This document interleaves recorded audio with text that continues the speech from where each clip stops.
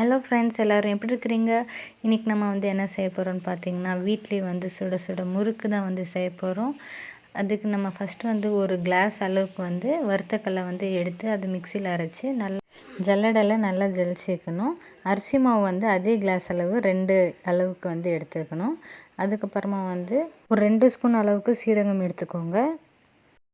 ஒரு கைப்பிடி அளவு எள், அதுக்கப்புறமா கொஞ்சம் பெருங்காயம் 1 ஸ்பூன் அளவுக்கு. இதெல்லாமே நல்லா மிக்ஸ் பண்ணிக்கோங்க. உப்பு, தேவையான அளவு உப்பு. அதுக்கப்புறமா நம்ம அரைச்சி வச்சுருக்கிற இந்த காய்ந்த மிளகாய் அது ஒரு 2 ஸ்பூன் அளவுக்கு எடுத்துக்கோங்க. இதெல்லாமே நல்லா மிக்ஸ் பண்ணிக்கோங்க. இன்னொரு பக்கம் எண்ணெய் சூடாகிறதுக்கு வச்சிடுங்க. எண்ணெய் சூடானதும் நல்லா சூடாகணும். ஒரு 1½ கரண்டி அளவுக்கு எண்ணெய் போட்டு கரண்டிலே மிக்ஸ் பண்ணிக்கோங்க. ஏன்னா ரொம்ப நல்லா சூடாக இருக்கும்.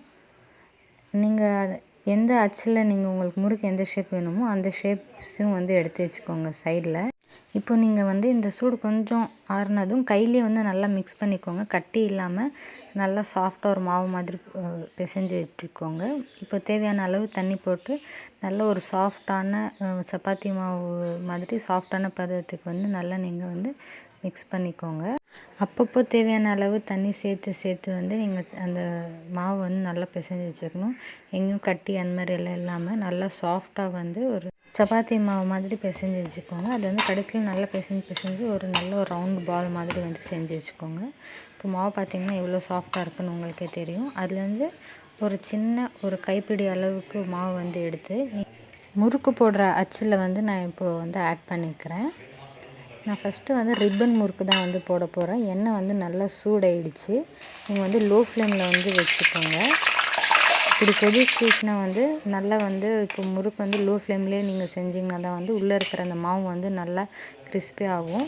எண்ணெய் கொதிப்பு நின்றுடுச்சுன்னா முறுக்கு நல்லா கிறிஸ்பியாக வெந்துடுச்சுன்னு அர்த்தம். அப்போ நீங்கள் முறுக்கை கடாயிலேருந்து வெளில எடுத்துக்கலாம்.